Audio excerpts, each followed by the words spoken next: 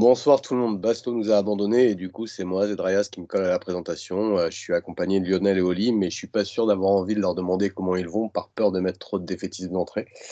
Bon après je suis poli donc je vais quand même demander, hein. Comment vas-tu Lionel? Ça va. Ce n'est que du foot, on dira. Ah, t'es dans la lignée des commentaires des commentaires d'avant-match là, t'es dans une belle continuité on va dire. Et toi Oli, comment vas-tu? Bah moi j'ai passé une journée de merde. Je vais le dire en toute honnêteté, bon, pas une journée de merde, mais disons que ouais, je préfère toujours quand on gagne le lendemain, quoi. Ouais, c'est surtout l'étendue du désastre. Mais c'est la particularité d'hier parce qu'il y a, il y a eu un petit cataclysme, mais c'était un cataclysme dans le jeu. Parce que enfin, rien n'a fonctionné, mais à l'arrivée, la seule chose qui a fonctionné, c'est le résultat. Il faut savoir que quand on gagne 2-1 à l'extérieur au match aller, on a 55% de chances de se qualifier. On a plus de chances de se qualifier que quand on gagne 1-0 à l'extérieur, en fait. Et donc, en soi, sur le papier, c'est un bon résultat. Après, on sait qu'avec Paris, le fait d'être un avantage dans les résultats, on a montré pendant de nombreuses fois qu'on était capable de déjouer les statistiques dans les grandes largeurs. Mais c'est le paradoxe de la soirée d'hier. Ce que je vous propose, c'est qu'on va parler de l'avant-match. Comme on parle que d'un match, on va découper ça en l'avant-match, le match et l'après-match. Et pour commencer à l'avant-match, on va commencer à parler de la communication la communication combinée qu'a eu Léo et Tourelle. Léo qui était sur le plateau du Canal Football Club il y a 10 jours. Tourelle, lors de ses 2 dernières conférences de presse, avec la fameuse théorie du ce n'est pas que du foot, c'est pas grave. Est-ce que, bah, du coup, je vais vous demander, est-ce que Léo, pour vous, c'était une bonne idée? Est-ce que ça a été bien repris par Tourelle? Est-ce que Tourelle en a fait un peu trop? Comment est-ce que vous avez vécu cette séquence de communication? Je sais pas, Lionel, tu commences? Après, je pense que Léo a fait un peu du Léo, c'est-à-dire qu'il a voulu peut-être détourner un peu les choses, prendre la pression sur lui, faire les médias parler de sa sortie et autres, et ça a marché 2, 3 jours. Après, la question c'est est-ce que, est-ce que les joueurs sont capables de tenir, sont capables de gérer même quand il n'y a pas de pression ou quoi que ce soit, là c'est autre chose. Mais non, je trouvais la sortie de Léo intéressante. Après, il y avait plus de forme que de fond, c'est-à-dire qu'il a dit pas mal de choses, mais rien de spécial. Mais c'est la façon dont il a fait les choses que je trouvais quand même assez intéressant. Tu partages l'avis de Lionel, oui?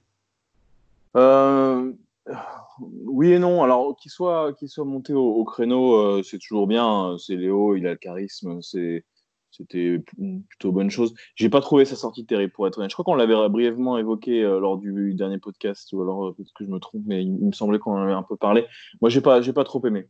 Il a répété toujours la même chose. On sait pas trop ce qu'il a voulu dire, à part finalement, c'est pas grave, il n'y a pas de pression et tout ça. Tout le monde sait qu'il y a de la pression. Tout le monde sait que les joueurs vivent pas ce match-là différemment. Donc les médias ont un peu surfé là-dessus parce que c'est Léo, c'est une sortie, puis c'était un peu remarqué en direct comme ça. Le contenu pour moi c'était pas sa meilleure, loin s'en faut. Après, est-ce que tu me poses la question de Tourelle? Ouais, parce que voilà, Tourelle, Lionel t'en a pas parlé, Tourelle l'a repris 2 fois, deux conférences d'affilée, la conférence d'avant-match de Dortmund et la conférence d'avant-match c'était Amiens qu'on a joué, et il a fait 2 fois, ah mais c'est que du foot, c'est pas grave, hein. Et autant la première fois, moi perso, j'avais trouvé que c'était bien passé, autant la seconde fois, j'ai trouvé qu'il en faisait vraiment, vraiment trop et qu'il y avait un moment, il fallait aussi se sortir de ce truc-là et qu'il s'est un peu enfermé dans une logique, quoi. Ça a été ma description, mais vas-y, toi, Lionel, du coup. Non, pardon, Oli, je t'ai coupé la parole, du coup. Ouais. Non, mais ouais, après, je t'avoue que j'ai pas spécialement bien les questions des journalistes en tête pour savoir quand ils en reparlent quelle est la raison. Mais, euh, mais bon, le fait est que je suis pas sûr qu'il y ait une bonne attitude par rapport à ça. Si personne dit rien, on va dire que le PSG est enfermé dans son match contre Dortmund. Si on essaie de trop dédramatiser, pardon, on essaie de faire un peu de la méthode Coué, c'est délicat. Pour moi, je n'ai pas trop envie de m'attarder là-dessus parce que la com d'avant-match, je pense pas que c'est une influence significative sur les joueurs au moins. Donc sur les médias, peut-être un peu, mais bon, de toute façon, on a les médias français qui poussent pour essayer de vendre leurs produits, notamment RMC, hein, qui nous a fait une mission Dortmund qui a duré 1 mois et demi. Et bon, d'un côté, ils vivent de ça, hein, ils vivent du buzz qu'ils arrivent à créer autour du match. Donc, bon, c'est le jeu, hein. Mais pour les joueurs, je pense pas que c'est une influence.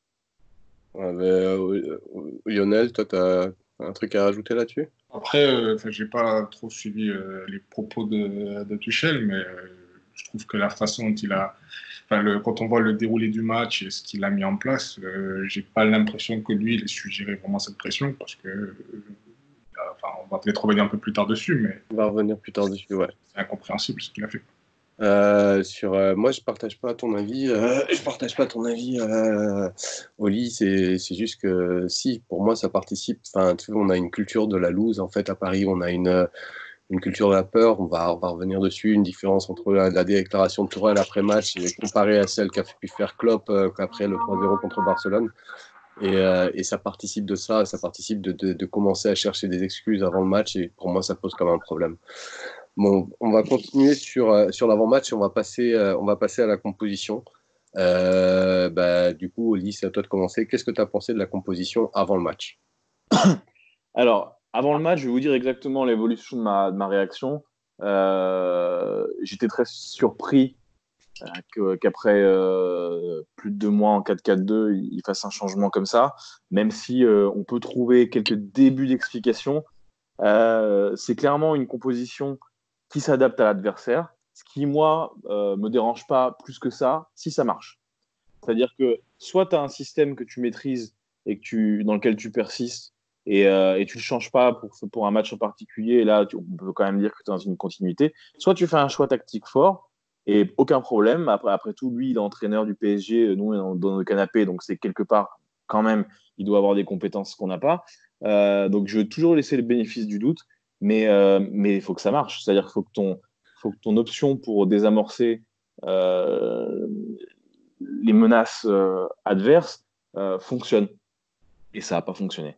Donc voilà, moi j'étais dans cette position-là. Ok, bon, bah, 3. Alors on savait pas trop avant le match si c'était un 4-3-3 comme au retour contre le Real Ou un ou, 3. ouais, ou un 3-4-3.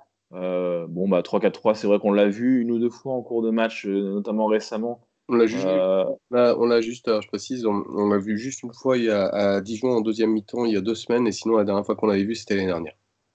on l'a pas fait un petit bout. C'était contre Dijon il y a 2 semaines. Ouais, mais ça, je m'en souviens, mais il me semblait qu'au match d'avant ou un match avant, on avait fait quelques minutes, mais bon, bref, peu importe, effectivement. On l'a fait surtout contre Dijon.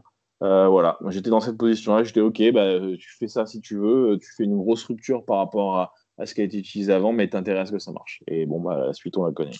Mais est-ce que pour toi c'est quelque chose de cohérent? Je veux dire, la dernière fois qu'on avait eu Alors, la dernière fois qu'on avait vu un coup comme ça, c'était Laurent Blanc contre City. Est-ce que pour toi c'est cohérent de tout à coup mettre un système que grosso merdo tu n'as pas travaillé, plutôt que d'être dans une logique où justement tu es en Ligue 1, tu as l'avantage de la Ligue 1 pour pouvoir bosser tes trucs. Je suis désolé des bip bip, je sais pas pourquoi ça vient, mais je sais pas comment les arrêter. Tu as la Ligue 1 pour pouvoir bosser tes trucs, et en Ligue 1 il les bosse pas, et tout à coup il débarque en match. Alors même s'il s'adapte à l'adversaire, est-ce que pour toi c'est cohérent alors que tu l'as même pas bossé, de partir sur un truc comme ça ou pas? alors après, on sait pas trop ce qu'ils ont fait hors les matchs, mais le problème, c'est que c'est imbossable en Ligue 1. T'as aucune équipe qui propose, même Monaco, qui propose ce jeu-là, donc tu peux pas le mettre en place avant. Maintenant, est-ce que c'est cohérent? Moi, je sais pas. Le seul truc, et c'est vraiment la seule chose que je dirais pour défendre Tourelle, parce que même moi qui suis très mesuré, j'estime que c'est un fiasco total, ce match-là et ses choix. Mais euh, est-ce que, au vu de la forme des joueurs et au vu des options qu'il avait, il aurait été euh, censé de faire quelque chose de plus offensif? C'est-à-dire Neymar incapable donc Neymar pas de caisse, hein, incapable de faire les efforts qu'il a fait ces dernières semaines en 4-4-2. Thiago Silva qui traîne une caravane monstrueuse. Kim en retour de blessure, Marquis pas forcément assez de volume, même s'il en a eu quand même un peu pour jouer milieu de terrain ou pour tenir à deux défenseurs. Meunier et Kurzawa, dont on connaît les capacités défensives. Est-ce que il était possible, sans être suicidaire, de faire plus offensif?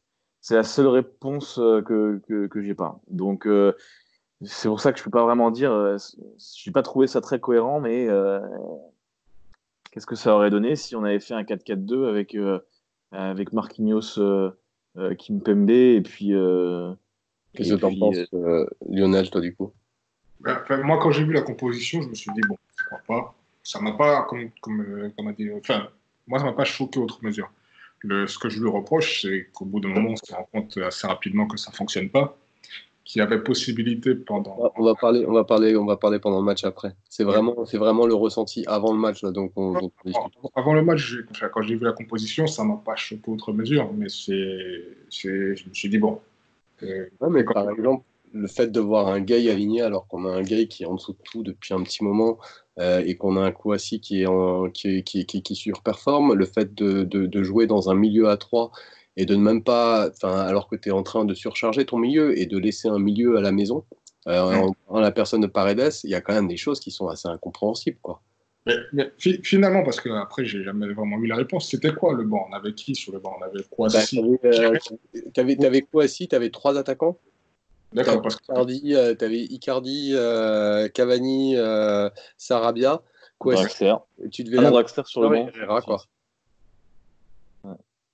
Et tu pars sur un milieu à 3 et Parce que RMC as trois attaquants, tu pouvais prendre que deux attaquants dans ce cas-là, peut-être. Enfin, il y a un moment où avant même le début du match, tu sais qu'il y a des bugs de partout, quoi. Non?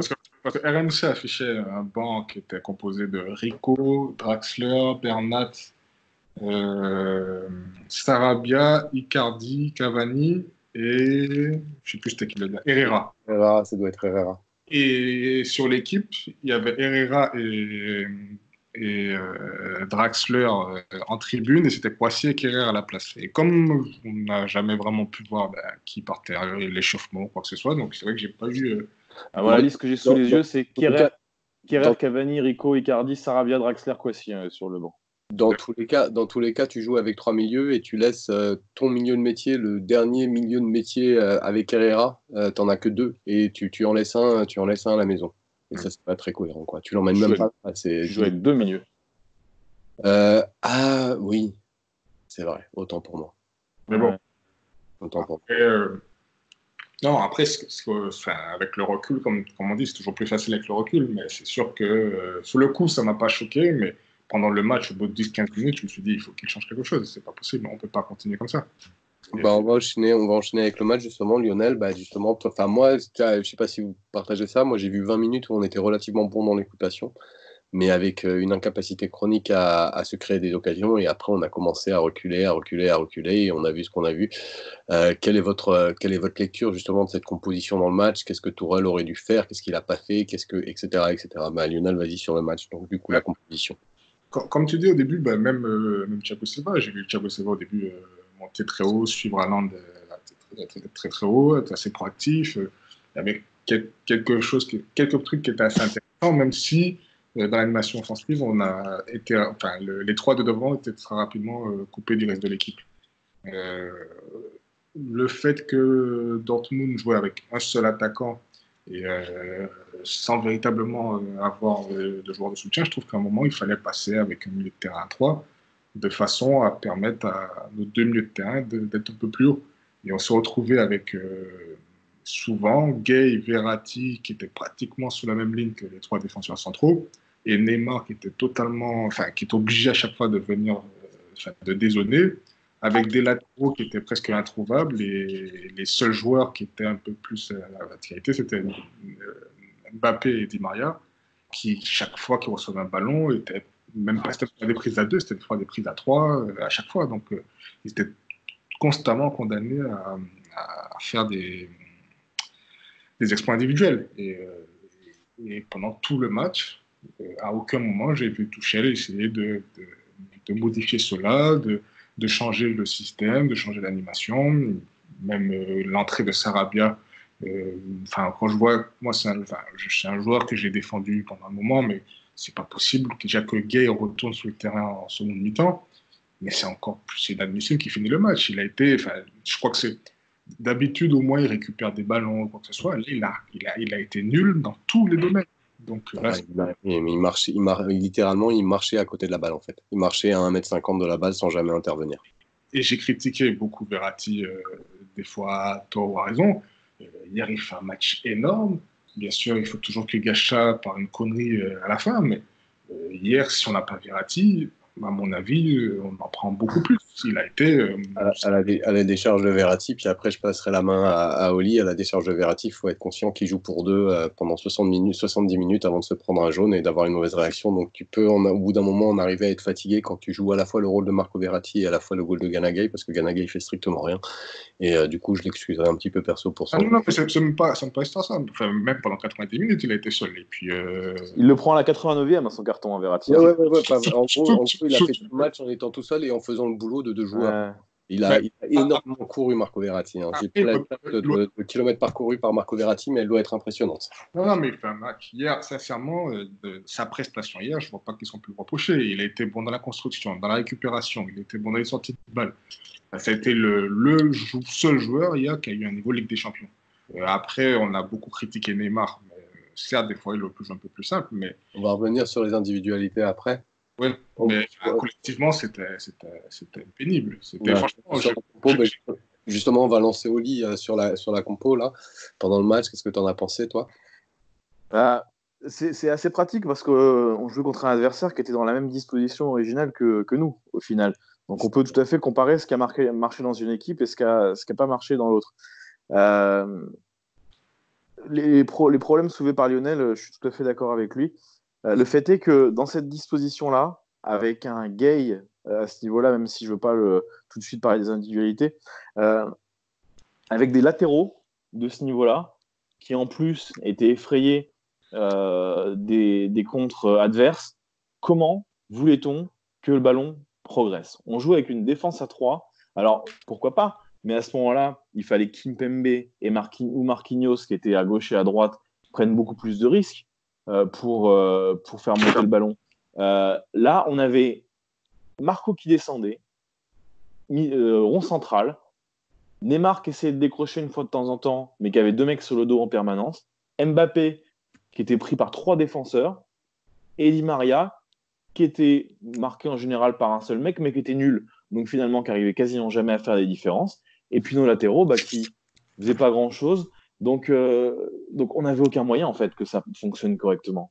C'était juste pas possible. Mbappé, il a jamais reçu un ballon quasiment dans la course. Donc ce système-là, effectivement, au bout d'un moment, il aurait peut-être fallu le faire évoluer dans un milieu à 3. Mais le problème, c'est qu'un milieu à 3 avec qui, quoi? Parce que... Très très bien ma question suivante, justement, avec la composition qu'il choisit dès le départ. Est-ce qu'il pouvait faire évoluer ça sans changer tout à coup trois joueurs, quoi? Et est-ce que s'il avait, et en creux, la question qui est derrière, c'est est-ce que s'il avait voulu faire ça, c'est-à-dire je prends un risque face à Dortmund, est-ce qu'il n'aurait pas pu le prévoir de telle sorte qu'en 2 temps, 3 mouvements, il aurait pu remettre l'équipe en 4-4-2? Il pouvait. Tu sors Silva et tu fais rentrer Herrera, par exemple. Tu passes Marquis. Dans une situation où tu fais un changement à la 30e, quand même, si tu fais ça. Non, mais après. Il lui restait 2 à la fin du match. Donc... Après, oui. Après, il faut. Personne fait en Ligue des Champions des changements à la 30e. Moi, je vois ça. Enfin, ça arrive à un match. Même quand les mecs se font marcher dessus, ça arrive quasiment jamais. Ouais. Donc, faut. Oui, mais à la rigueur, on arrive à la mi-temps à 0-0. Donc, qui ne veut pas faire le changement pour ne pas tuer un joueur ou quoi que ce soit? Mais retourner sur le terrain avec exactement le même dispositif, la même équipe, c'est limite la faute professionnelle. Ouais, moi, ça m'embête aussi, hein. Je ne veux pas te le cacher. Hein. Et quand on est dans ce chapitre-là, au niveau de la faute professionnelle, au niveau des changements, c'est pas mal aussi de faire un changement 1 minute après avoir marqué. Sans compter que, Di Maria est en dessous, mais le côté où Di Maria était, c'était le côté qui était un peu le plus défensif de Dortmund. Donc, constamment, déjà on était en 7+3 constamment, le joueur qui était de ce côté-là est encore plus isolé parce que Mbappé, naturellement, se rapproche un peu plus de Di Maria, pas de Di Maria, de Neymar. Et à mon humble avis, je pense que là, surtout qu'il s'est resté strictement rien, c'était Gueye qu'il fallait sortir et faire rentrer un joueur capable de faire le lien entre, ou en tout cas permettre à Neymar d'avoir plus de joueurs devant lui quand il décroche prendre le ballon, que de rajouter, de faire un changement poste pour poste qui n'avait aucun impact dans le jeu, quoi. J'ai une autre question pour vous, parce que et tu l'as touché du doigt tout à l'heure, Lionel. C'est qu'au fond, le système qui a été mis en place, c'est un système qui est fait pour favoriser les latéraux, mais ça n'a pas du tout marché. C'est-à-dire que pourquoi tu dépeuples un peu ton milieu, t'as ton attaque qui est un peu plus développée que dans un 4-4-2, mais c'est pour mettre en avance tes latéraux par un système avec 3 derrière, etc., et permettre à tes latéraux de plus monter. Mais ça n'a pas du tout marché. On n'a pas réussi, à aucun moment on a réussi à créer un surnombre sur les ailes. Comment est-ce que tu l'expliques, toi, Lionel? Pardon, excuse-moi, je voulais lancer Oli du coup, juste pour faire tourner, je me suis trompé au niveau des prénoms, excuse-moi Lionel. C'est Oli qui l'avait tout à l'heure touché, et donc qu'est-ce que tu en penses, Oli? Pourquoi est-ce que ça n'a pas marché du tout? Parce que le système était vraiment fait pour créer des solutions offensives par les latéraux. Bah, en fait, contrairement à Dortmund, on a eu beaucoup de mal à se mettre en mouvement vers l'avant avec le ballon, c'est-à-dire à créer une dynamique vers l'avant. On a quand même des latéraux qui, offensivement, sont à des années-lumière de Guerrero et d'Hakimi. Au niveau des capacités de débordement, au niveau de l'explosivité. Donc, on se retrouvait à donner le ballon à Marco Verratti. Et finalement, avec des latéraux qui ne savaient pas trop quoi faire, ils donnaient un ballon des fois à gauche à Kurzawa qui lui rendait assez facilement. Et je pense que c'est vraiment une question de dynamique, c'est-à-dire qu'il aurait fallu lancer toute l'équipe, par exemple, avec une course de défenseur central vers l'avant. Ils étaient trois, il y en a un qui pouvait monter, et puis vraiment partir de l'avant.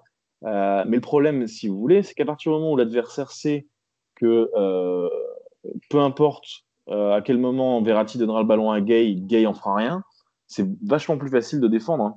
Donc, pour moi, il y a un gros manque de talent au niveau de nos latéraux, ça on le sait, on va pas se cacher derrière notre petit doigt.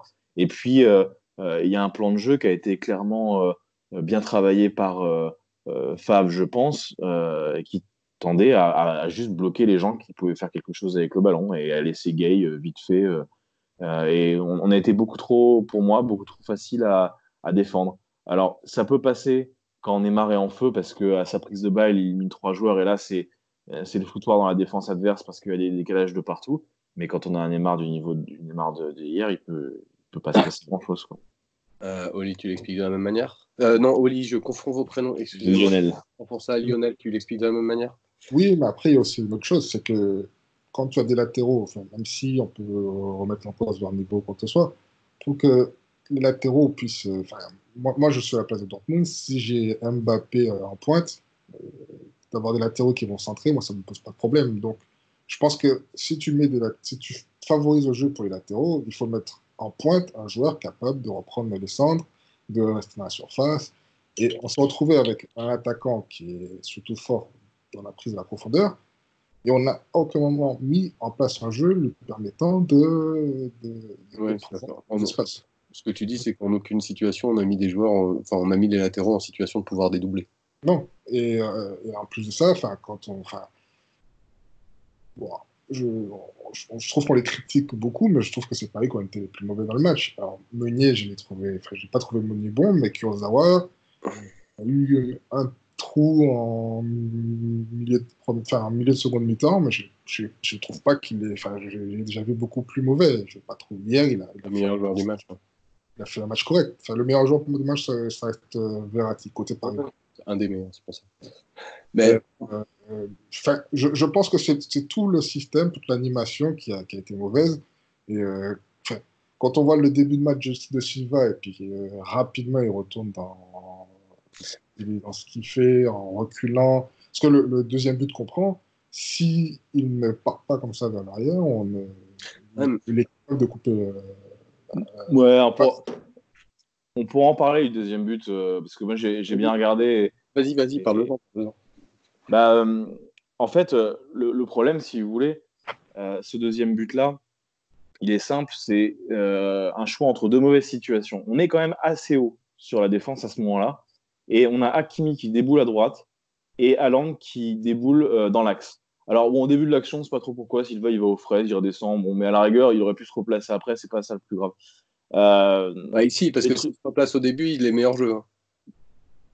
Non, c'est avant qui part. Mais le fait est que Haaland, il ne serait pas déplacé comme ça si jamais Silva était reculé. Donc, on ne sait jamais comment ça serait passé. Mais le fait est qu'on arrive avec sur la même ligne Haaland dans l'axe et Hakimi à droite démarqué de lancer. Donc en fait, le passeur, il a deux solutions. Soit il a filé à Haaland, qui a de la place et c'est ce qu'il fait, soit il a donné à Hakimi, qui est tout seul et qui prend la profondeur. Et qu'est-ce qui se passe? Et c'est là où Silva il fait son choix, mais je dis c'est deux mauvais choix parce que de toute façon il n'y en a pas un qui aurait bien marché. C'est que si dans la course, Silva avait été au niveau d'Haaland, Haaland lui mettait 10 mètres en 40 mètres. Donc Haaland se serait retrouvé tout seul au point de pénalty pour centrer. Donc le choix que Silva fait, Après, il peut Silva, être il se dit, il n'est pas obligé d'être à 8 mètres, quoi, tu vois. Tu peux il- être à 2 mètres et contenir un mec et c'était pas obligé de bah, 8 mètres. pas le Silva d'hier soir avec sa vitesse de déplacement, c'était impossible Bah, on est... qu'il soit aligné avec les autres et qui soit fallait pas le faire jouer, soit fallait défendre plus bas, mais tu pouvais pas mettre Silva au marquage aligné à cette hauteur-là du but avec Haaland. Avec la vitesse d'Haaland, c'était juste impossible à tenir. Donc Silva, il fait un choix, il se dit bah, je préfère pas me faire prendre dans le dos et reculer un peu et le jouer une fois qu'il aura le ballon au pied. Et bon, après, il se passe ce qui se passe. D'un autre côté, tu regardes les expected goals de ce que fait Haaland à ce moment-là. Il le met et c'est un super but et c'est tant mieux pour lui. Mais ses pieds gauche et à l'entrée de la surface, il y a aussi une grosse part de réussite. Donc, quoi que Silva ait fait hier soir, il aurait fait une connerie. Soit il serait fait bouffer par Haaland en profondeur. Mais c'est la faute de, en fait, c'est la faute de Tourelle, c'est ça que je veux dire. C'est que il doit pas, s'il est dans cet état-là, soit il l'aligne pas, soit il demande de jouer plus bas, mais on sait pas bien le faire. Mais il n'y avait aucune bonne solution sur cette action-là, à mon sens. Moi, je vais revenir sur ce que tu disais tout à l'heure, où tu disais que tu avais Silva qui montait et que les deux autres auraient dû monter. Je ne partage pas ta lecture. Je pense que les deux autres ont souvent essayé de monter. Notamment, on peut reprocher à Marquinhos sur le deuxième but d'être au milieu du terrain, bien loin. On a vu Kimpembe remonter d'une manière générale. Et on a vu Silva, une fois, faire une montée, mais une montée défensive. Mais la problématique qu'on a avec Silva, c'est que dès qu'on est dans des phases de possession, on a un joueur qui a tendance à être tout le temps derrière. C'est quelque chose qui s'est très bien vu avec Amiens, où quand tu as eu le remplacement de Silva par Marquinhos, ça a complètement changé. Tu as la ligne défensive qui a une autre attitude, et par le fait qu'on a la ligne défensive qui a une autre attitude, on a un milieu qui peut se libérer et monter un cran plus haut, on a les latéraux qui peuvent eux aussi monter, et le fait d'avoir comme ça un mec qui est tout le temps en retrait, d'une manière générale, au-delà des interventions défensives. Parce que là, pour l'instant, on est tous en train de taper sur Thiago Silva, sur ah merde, il a 35 ans, il n'a plus la forme, il n'a plus, la niaque, il n'a plus le rythme pour pouvoir faire ses interventions défensives. Quand il recule, il est trop loin, plutôt que, ok, il peut reculer, il peut être à 2 mètres, bah là, il est à 5 mètres. Mais c'est toute son attitude dans les phases de possession qui bloque complètement l'équipe, qui empêche toute formation de bloc et qui pose un énorme problème.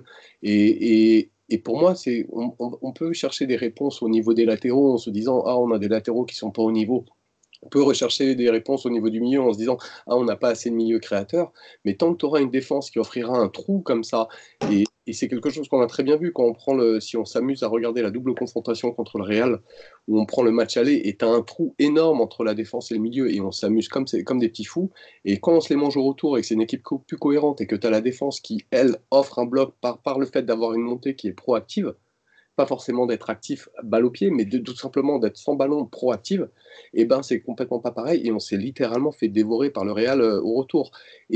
Et là, nous, avec Thiago Silva, on est tout le temps sur le recul-frein. D'une manière générale, on a une mentalité qui est sur le recul-frein et on a du mal à développer des trucs derrière, quoi. Alors, bon, c'était mon petit chapitre. J'ai pris la liberté de prendre la parole. Je me permets parce qu'on n'est que trois. Et du coup, j'ai envie de vous poser une question. Pour vous, Silva, c'est stop ou c'est encore? Et si c'est encore, c'est pendant combien de temps? Quand tu dis stop encore, c'est par rapport à la fin de son contrat ou... Est-ce qu'on arrête de jouer avec Silva? Est-ce qu'on continue de jouer avec Silva? Et au-delà de est-ce qu'on continue de jouer avec Silva, est-ce qu'on envisage de le prolonger? Est-ce qu'on continue de le garder titulaire ou est-ce qu'on arrête de le garder titulaire, on l'utilise comme remplaçant? Alors, Qu'est-ce je que... veux juste, avant de partir là-dessus, quand même pondérer un peu. Alors, je suis globalement d'accord sur le fait qu'il y a un problème Silva. Par contre, je pense que vous surestimez beaucoup l'histoire du positionnement de Silva, même sur phase de possession. Alors, on a effectivement un peu plus de possession que Dortmund sur le match dernier. Si vous regardez la position moyenne des joueurs, Hummels, il est entre 5 et 10 mètres en position moyenne derrière Silva. Peut-être, ouais, mais parce que son équipe jouait d'une manière générale, le bloc était plus bas. Bah ouais, mais au moins c'était cohérent. La problématique, c'est où est le défenseur par rapport au bloc et est-ce que le défenseur permet ou empêche la formation d'un bloc. Et Ah oui, mais pas quand tellement tu joues, sur le terrain. c'est une question de cohérence. Après, je passe la parole à Lionel, hein. C'est une question de cohérence. Mais quand tu mets un Silva, à l'heure actuelle, qui a ses capacités physiques, là, t'es obligé. Hummels, il est lent, ils le savent, ils ont joué un bloc beaucoup plus bas. Thiago Silva ne pouvait pas défendre haut comme on l'a fait hier sur Haaland dans l'état actuel. C'était juste pas possible. Mais le fait est qu'on peut quand même avoir un bloc qui permet une équipe, à une équipe d'être proactive, comme ça a été le cas de Dortmund, en étant bas. Et le fait est que le positionnement de Hummels le montre bien. Le positionnement, mais Hummels ne recule pas. Il est pas loin derrière sa défense. Il participe même aux montées, Hummels. Il participe même aux montées. Il y a même des fois où il se retrouve dans des situations offensives, Hummels, hein. C'est ce que tu dis. Et je te passe la parole juste après, Lionel. Ce que tu dis est vrai si on prend la position d'un point de vue absolu. Mais si on prend la position relative, je suis pas d'accord en fait. Après, on prend l'exemple du défenseur qui a été le plus mauvais du côté de temps. Aussi. Bah vas-y, toi, Lionel, sur Silva, du coup. Après moi, j'ai toujours dit, je pense que intrinsèquement parlant, c'est le meilleur défenseur au Paris Saint-Germain. Maintenant, je reste persuadé que quand une équipe a vécu autant de traumatismes, quelle que soit la qualité des joueurs, il faut à un moment savoir épurer. Et je l'avais dit l'an dernier, après Manchester United, j'avais fait un article où je parlais un peu du mercato, quoi que ce soit, où je disais les joueurs que je souhaitais qu'ils partent. Silva fait partie de la liste des joueurs qui, voilà, ils arrivent en fin de contrat. Je pense que c'est le bon moment pour s'en séparer. Et ça n'a rien à voir avec sa qualité ou quoi que ce soit. C'est tout simplement, je pense qu'à un moment, euh, qu'on le veuille ou non, quand des joueurs ont vécu autant de choses, enfin, autant de traumatismes dans un club, euh, il faut permettre à cette équipe de se régénérer. Et le Paris Saint-Germain ne s'est jamais débarrassé, enfin, ne s'est jamais séparé, je préfère utiliser ce terme-là, des joueurs cadres qui ont vécu ce traumatisme. Et on a pu le voir la saison dernière. On voit un joueur comme Buffon qui a toute son expérience, tout son truc. Quand on voit comment, face à Manchester United, t'as l'impression qu'il s'est complètement effondré mentalement. Alors que ça reste un joueur exceptionnel. On peut pas dire que Buffon soit un joueur il avait sauvé l'Italie pratiquement pendant la Coupe du Monde 2006. Donc c'est quand même un joueur avec un gros mental. Euh, je pense qu'il fait partie des joueurs qu'il faut laisser partir. Et Et pour la fin de la saison, tu t'appuies sur lui ou tu le mets plutôt en remplaçant? ben, le souci, c'est que tout dépendra de. Tous les autres joueurs sont en forme. C'est que tu peux utiliser tous les autres joueurs. Est-ce que tu t'appuies sur lui comme titulaire ou est-ce que tu le mets comme remplaçant pour la fin de la saison? C'est pas une question en forme ou pas en forme, tout dépend des compétitions qui vont rester à jouer. Si tu te qualifies pour le prochain tour de la Ligue des Champions et que Silva participe à la qualification ou autre, ou même si tu te qualifies, enfin, pour moi, si on ne se qualifie pas, je pense que c'est le moment de lancer un nouveau cycle en donnant du temps de jeu à des joueurs comme Poissy, comme Aouchiche, si on veut les conserver, en préparant la saison prochaine. Après, le souci avec Silva, c'est que c'est un joueur, enfin, c'est le capitaine, et je pense que c'est un joueur qui a quand même, on va dire, un impact sur le vestiaire. Et si tu mets un joueur comme Thiago Silva sur le banc, on a pu voir sa réaction au match aller, si c'était pas lui qui l'a fait directement, mais si sa femme s'était permis de tweeter et de critiquer Emery sur les réseaux sociaux, je pense qu'elle l'avait pas fait sans parler à son mari, ou en tout cas, si elle l'avait fait sans le faire, il était tout à fait capable de rectifier. L'image de Thiago Silva n'était pas du tout la même à l'époque qu'elle l'est aujourd'hui et le mettre sur le banc serait beaucoup plus facile aujourd'hui que c'était possible à l'époque. Mais le souci, c'est comment vont réagir les autres défenseurs. Est-ce que les autres défenseurs vont être sereins ou autres? Moi, je pense que tant qu'il est dans l'effectif, aujourd'hui, je pense de par déjà sa qualité, ça reste quand même notre meilleur défenseur. Mais j'ai l'impression que les autres défenseurs ne seront pas totalement libérés parce qu'il y aura l'impact Thiago Silva derrière. Parce que bah, si tu te rates, on va dire pourquoi on n'a pas mis Thiago Silva, ça reste le meilleur défenseur. Et j'ai pas l'impression que mentalement, on est un effectif capable de subir une pression, on va dire, comme celle-ci. Donc, Moi, je trouve que c'est mon avis, hein, c'est pas, je ne veux pas dire que j'ai raison pour tout ça, mais je moi, je pense trouve que Marquis, quand il n'y a pas Silva sur le terrain, est bien plus patron et bien meilleur souvent. que j'ai pas. Enfin, Mais on va passer à la parole à Lionel. Oli. Non. Ah, Oui. Oli, je vais y arriver. Peut-être que tu y arriveras au bout d'une heure et demie.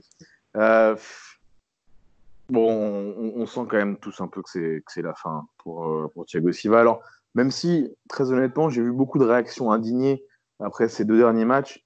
Oui, il fait des matchs de merde, mais j'ai entendu ça y est, le match contre Dortmund arrive, donc c'est pour ça qu'il a été nul contre Amiens. Moi, je me souviens très bien de son match contre Dijon. C'était plus loin de Dortmund. Il n'a pas été bon non plus, c'est juste qu'il n'a pas eu grand-chose à faire. Il était déjà lourd comme c'est pas possible. Bon, voilà. Après, le débat a été fait partout. Hein. Thiago Silva, est-ce que c'est la loose? Est-ce que c'est euh, un peu quand même? Un peu quand même.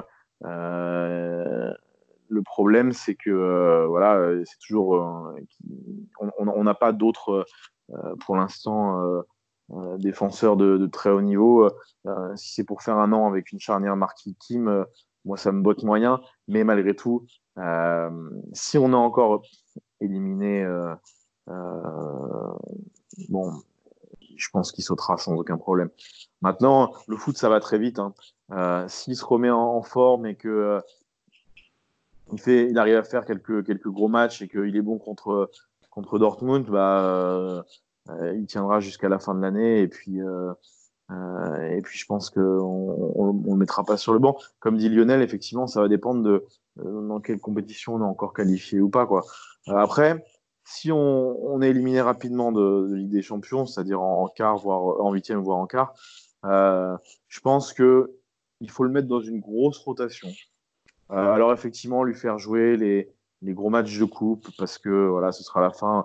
Tout le monde s'en foutra un peu à moitié. De toute façon, faut pas se voiler la face. Si on perd encore en Ligue des Champions, ce sera bien de gagner les coupes, mais les coupes, on en a gagné des dizaines avec Thiago Silva, donc ce sera pas le problème. Voilà, une espèce de jubilé de Thiago Silva, et puis merci à la fin de l'année. Je pense pas qu'il faille le dégager, le mettre sur le banc, parce que tu prends un risque dans le vestiaire, même si je suis pas sûr qu'il soit ultra influent. Malgré tout, ça mettra une ambiance de merde qui servira à rien. Parce que de toute manière, à mon avis, s'il dégage, on aura un nouveau défenseur l'année prochaine en charnière pour être tissu. Enfin, en tout cas, je l'espère. Donc, on ne pourra pas préparer le futur tissu jusqu'à la fin de la saison. Donc, écoute, c'est comme ça. Si on se fait sortir de C1, on finit l'année tranquillement avec Silva. On essaie de donner beaucoup de temps de jeu à Kwasi pour l'inciter à rester et pour le faire progresser.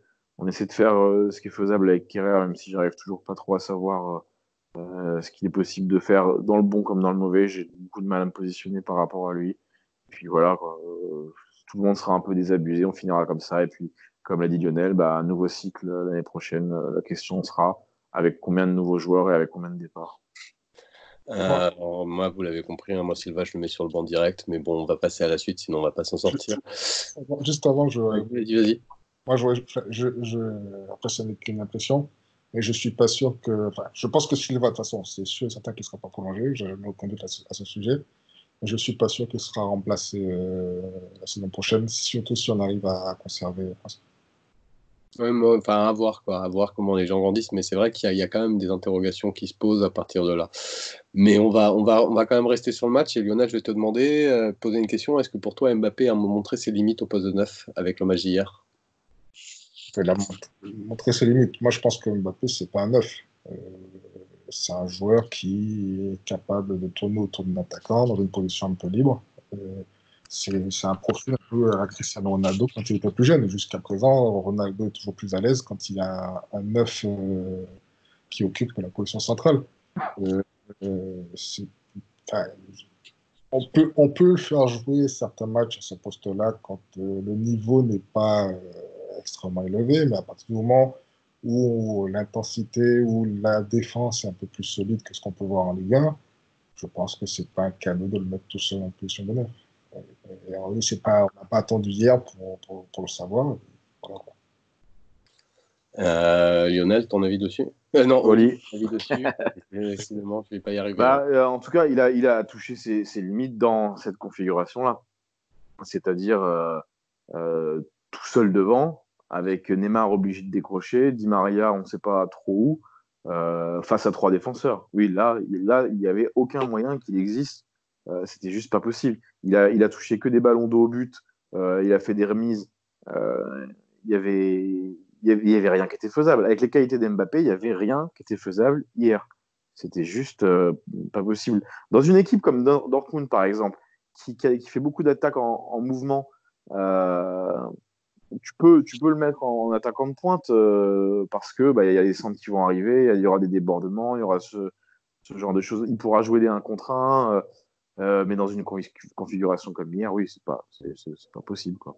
Après, moi, je suis un peu de l'avis de Lionel. En neuf tout seul, je suis pas grand fan, même s'il n'a pas été mauvais l'année dernière en neuf.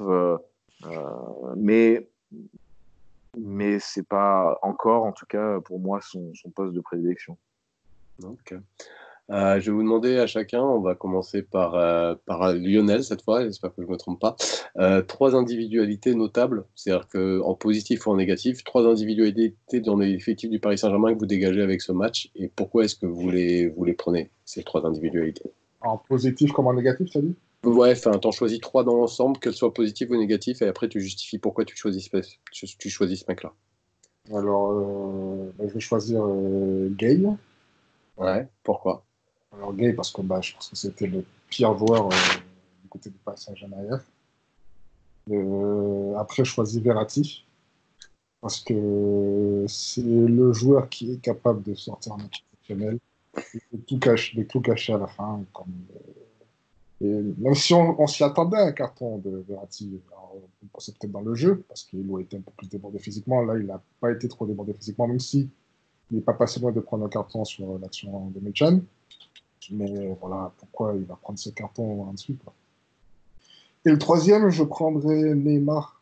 Alors, il a été agaçant, mais je pense que il n'a pas été aidé non plus par le système de jeu qui a été mis en place hier.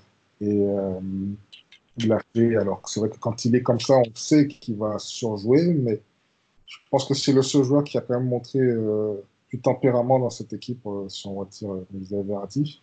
Et même s'il a été agaçant, je trouve que dans l'attitude, j'ai envie de dire, dans l'état d'esprit, j'ai senti quand même que c'était un joueur qui était un leader. Il a marqué un but, il a failli marquer un deuxième sur l'action du poteau. C'est le joueur c'est le seul joueur qui a vraiment provoqué, et qui a eu des occasions, qui nous a peut-être permis d'espérer. Ok. Merci Lionel. Toi, Oli, pour toi? Euh, bon, on va commencer par Gay. À ce niveau-là, c'est pas possible. Le Gay a des qualités quand toute l'équipe est en mouvement. Euh, quand tout le monde va chasser, quand tout le monde bouge, et quand il est lancé, il peut faire des montées de balles avec des petites passes qui font que balle au pied, il n'est pas si dégueulasse que ça. Mais là, le match qu'il a fait hier dans cette configuration-là, c'est pas possible.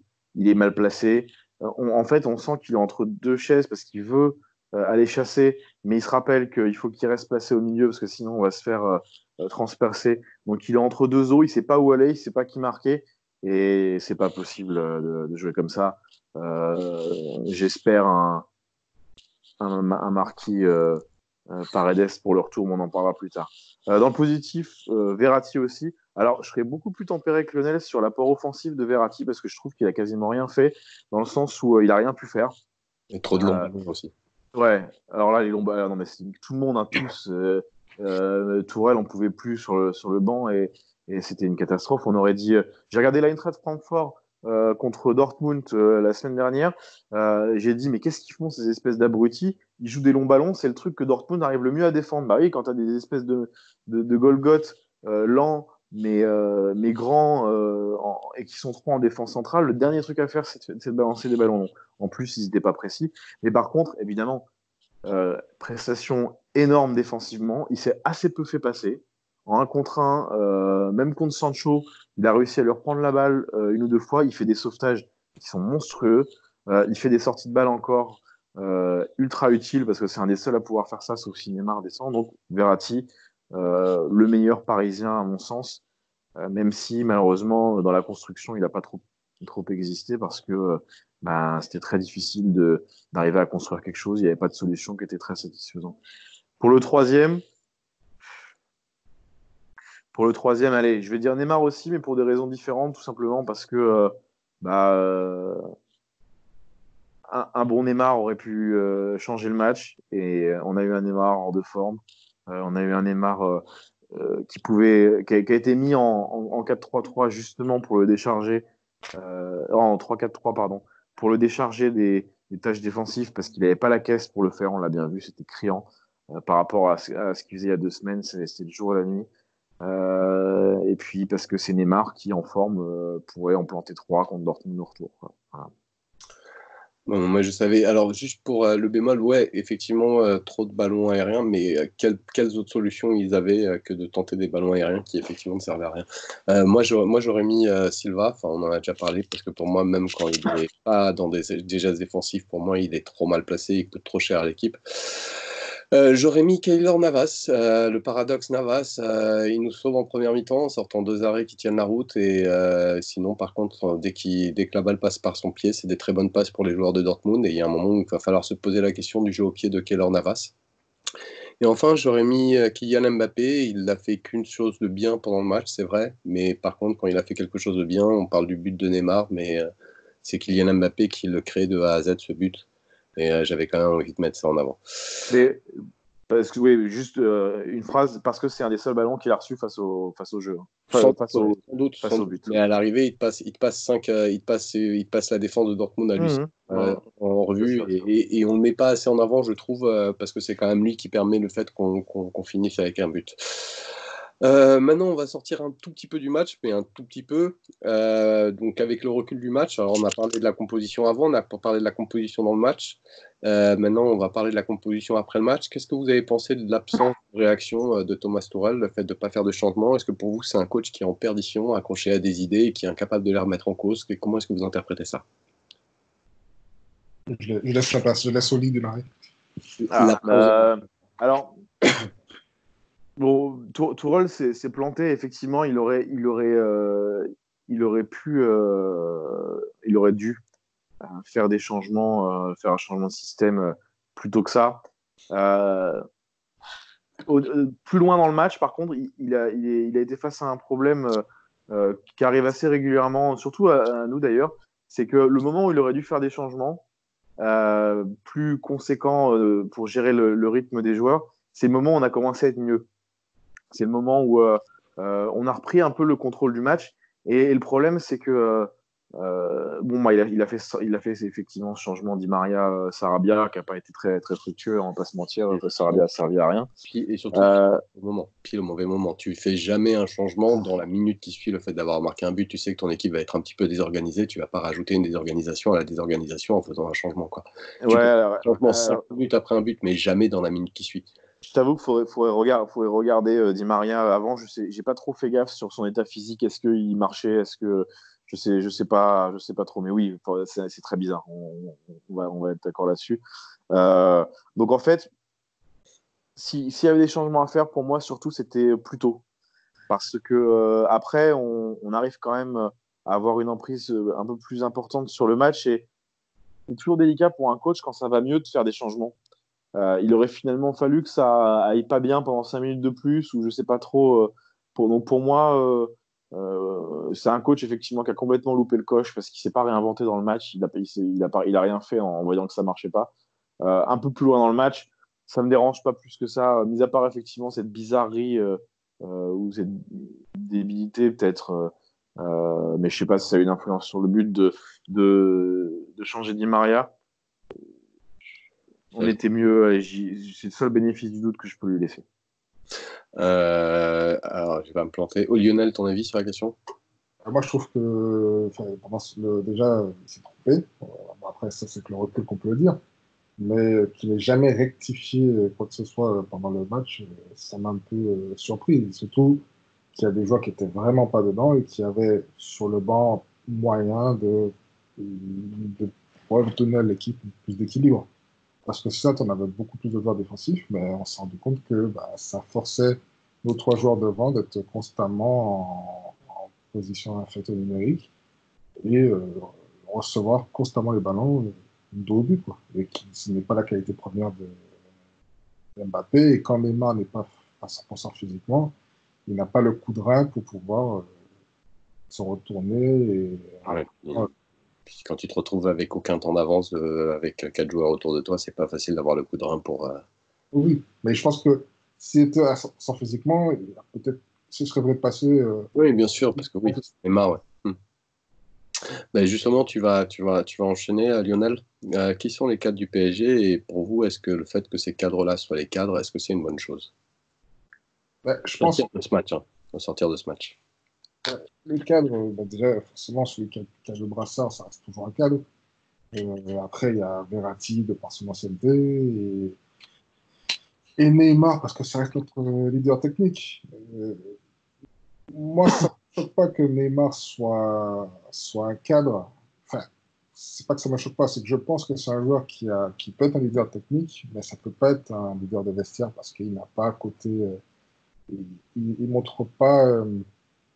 Même si sur le terrain il va tout donner, il n'a pas, je sais pas comment expliquer ça, à côté, quand on voit les à côté, il ne donne pas suffisamment de garanties pour être un véritable leader. Après, la question qu'on peut se poser, c'est depuis leur arrivée au Paris Saint-Germain, est-ce que Verratti et Silva ont toujours répondu présent? La réponse on peut dire que c'est non. C'est que même si hier, on ne peut pas reprocher grand-chose à Verratti, mis à part le carton jaune, euh, souvent, il n'a pas non plus été totalement exempt de tout reproche. Et Silva, je pense que voilà, on a toujours eu des doutes concernant son leadership. Ensuite, il y a peut-être Marquinhos aujourd'hui qui peut se révéler en tant que leader, mais je trouve que c'est quelqu'un qui est peut-être un petit peu trop gentil. Et on a besoin de joueurs qui ont ce côté un peu plus vicieux, dur, qu'il n'y a pas au Paris Saint-Germain.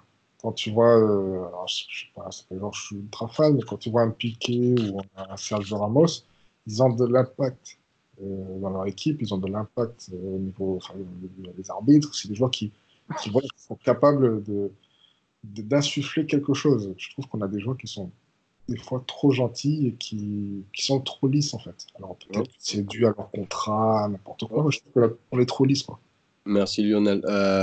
Du coup, Oli, pour toi, pour toi, quels sont après ce match, quels sont pour toi les cadres du PSG? Est-ce que c'est une bonne chose que ces joueurs soient cadres? Je suis globalement d'accord avec Lionel et je pense que c'est le cas de beaucoup de monde. On a un manque de caractère. Je ne veux pas parler de guerrier parce que j'aime pas trop, ça tombe dans le cliché. Mais on a un gros manque de caractère au PSG. Et les équipes qui gagnent, c'est des équipes qui ont du caractère. Euh, ou que c'est au moins certains joueurs de caractère. Euh, nos cadres, c'est qui? Bon, en fait, c'est ça le problème, c'est qu'on ne sait pas. Il y a des cadres mathématiques, si vous voulez, parce qu'ils sont là depuis longtemps. Verratti, on sait très bien que ce ne sera jamais un cadre parce qu'il n'arrivera jamais à grandir. Même si bon, il prend un jaune parce qu'il discute. Il fait un gros match, il est bouilli, c'est une connerie, mais on peut un tout petit peu lui pardonner. Euh, Silva n'a jamais été un cadre, tout le monde le sait. Marquinhos, je partage l'avis de Lionel, j'ai du mal à le voir devenir un cadre, même si on ne sait jamais, il a que 25 ans. Hein. Après tout, pour un défenseur, ça reste relativement jeune. Mais c'est vrai qu'on on sent pas le meneur d'homme. Euh, Neymar ne sera pas un cadre, et puis de toute façon, il ne pourra jamais le devenir parce que d'une année sur l'autre, on ne sait jamais s'il va être là ou pas. Donc c'est difficile d'installer un cadre comme ça, qui soit déjà leader sur le terrain et dans la dynamique, ce sera déjà très bien. Donc oui, on a ce problème-là. On n'a pas de vrai cadre. Tous nos joueurs qui ont la mentalité d'être des cadres, je parle par exemple d'Herrera, c'est des joueurs qui n'ont pas le niveau, quoi. Donc c'est un peu emmerdant. Hein. Pour moi, en fait, ouais, pardon, excuse-moi, je te coupé la parole. Il a 27 ans, Marquinhos, non?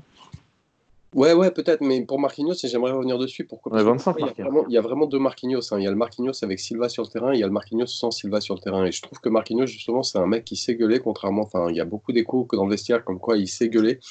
Et d'une manière générale, il n'a pas peur de replacer les gens quand il est sur le terrain. Il a vraiment une attitude de cadre, pour le coup. Sauf quand il y a Thiago Silva, parce que je sais pas, il y a cette espèce de complexe de l'ancienneté. C'est peut-être une culture brésilienne qui ont un rapport à l'ancienneté qui est pas le même que nous. J'en sais rien. Mais il y a vraiment deux joueurs. Il y a Marquinhos avec Thiago au niveau de l'attitude, je veux dire. Il y a Marquinhos avec Thiago Silva sur le terrain. Et il y a Marquinhos sans Thiago Silva sur le terrain. Et effectivement, pour moi, Marco Verratti, c'est un très bon Marco Verratti, c'est un lieutenant. Et c'est un lieutenant, et un lieutenant a besoin d'un cadre à côté de lui, et il n'a pas son cadre. Et il y a un vrai problème à ce niveau-là au PSG. Là-dessus, on est tous d'accord.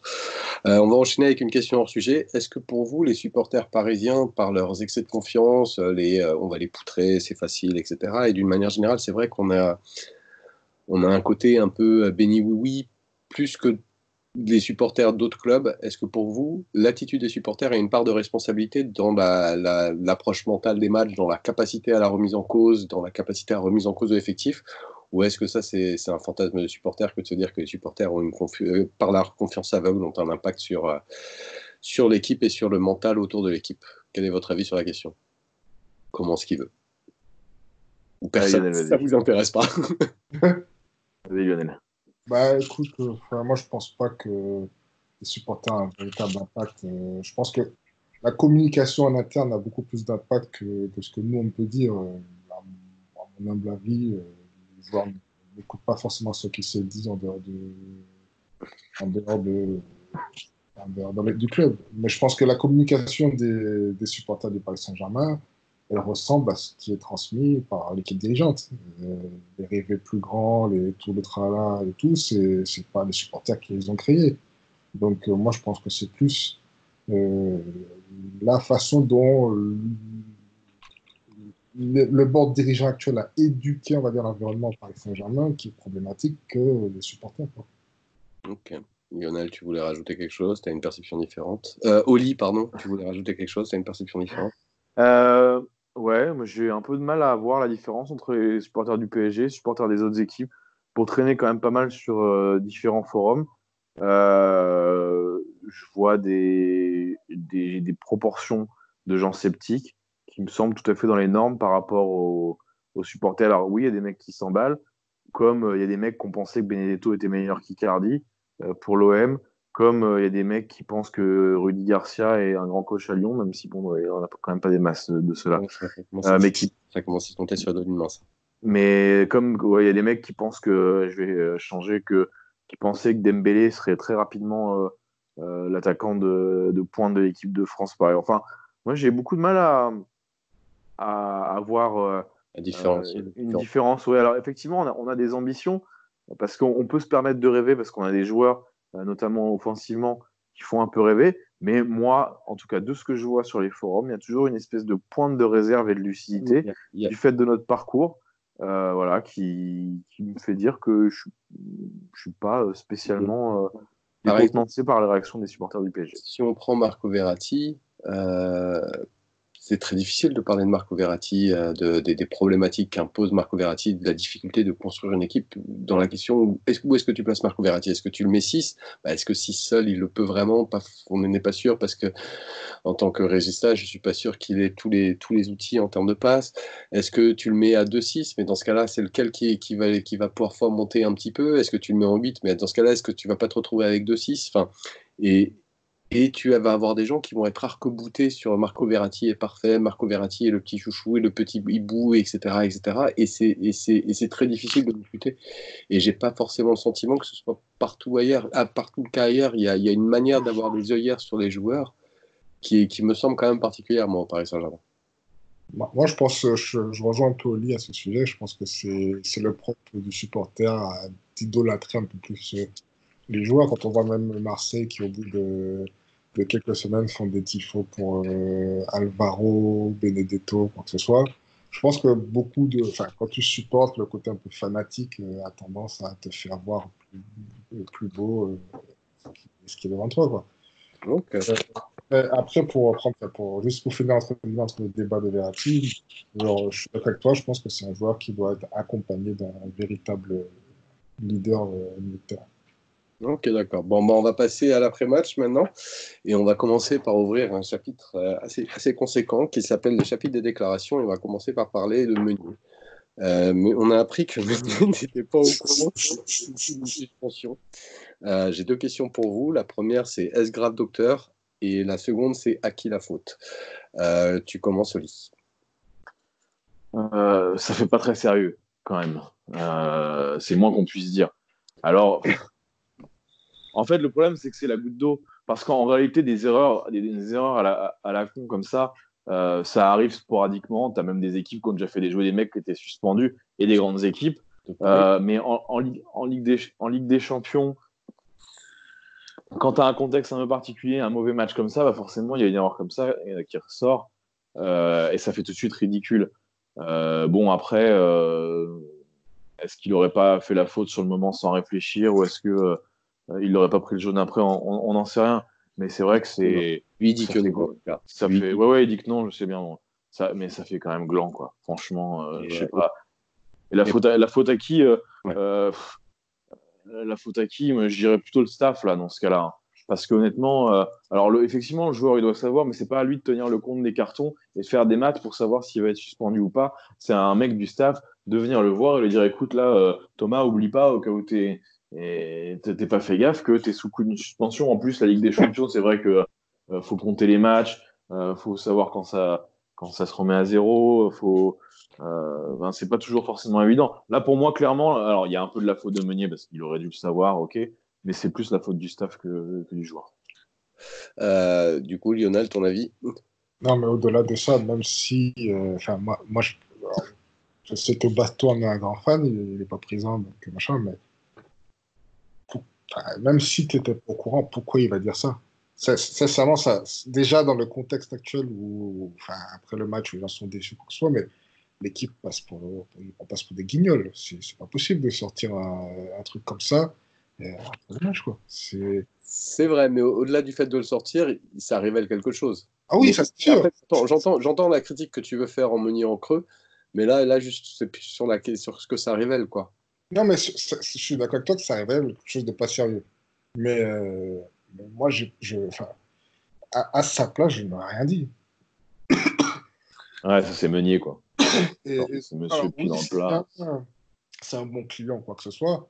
Mais là franchement, déjà, quand on voit l'approche du match, où pendant 2 mois, on travaille un schéma, et puis là, on veut avec un schéma qu'on n'a jamais vu cette année, parce que même le fait qu'il ait pu avoir 2 milieux de terrain supplémentaires cette année, il a toujours joué avec une défense à 4.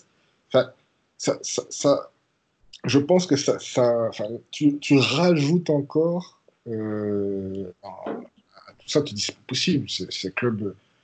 Alors, ça répond, enfin, ça répond pas, mais ça donne raison à Leonardo quand il disait il y a beaucoup de choses à rectifier, ce serait une saison très difficile. Et aujourd'hui, quand on voit tout ça, on dit oui, oui, il a raison, ce serait une saison très, très difficile parce que ce club, c'est un bordel sans nom, quoi. C'est pas possible.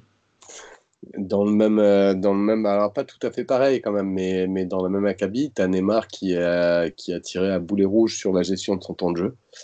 Euh, la première question que j'ai envie de vous poser, c'est est-ce qu'il a raison de le faire ainsi? Et la seconde question que j'ai envie de vous poser, c'est est-ce que du coup, rétroactivement, ça met en lumière peut-être le fait que les temps de jeu des uns et des autres auraient pu être gérés différemment? Est-ce qu'il y a eu des erreurs pour vous du staff dans la gestion des temps de jeu à l'approche de ce match? Lionel, tu commences. Ben, ça, ça donne raison, je trouve, la gestion la gestion depuis le mois enfin, depuis fin janvier. On donne raison aux médias quand ils parlent de peur, de crainte, quoi que ce soit. Je pense que, enfin, quand on voit par exemple une équipe comme Liverpool, qui n'a eu beaucoup moins de matchs à jouer que nous, euh, à chaque match, ils alignent leurs meilleurs joueurs pour donner du rythme, quoi. Alors, ils n'ont peut-être pas eu le résultat escompté hier, mais on sent que voilà, le Paris Saint-Germain n'a toujours pas réussi à passer outre les 3 dernières années, surtout avec la perte de Neymar les 2 dernières années. Et on est constamment dans la surprotection de nos joueurs.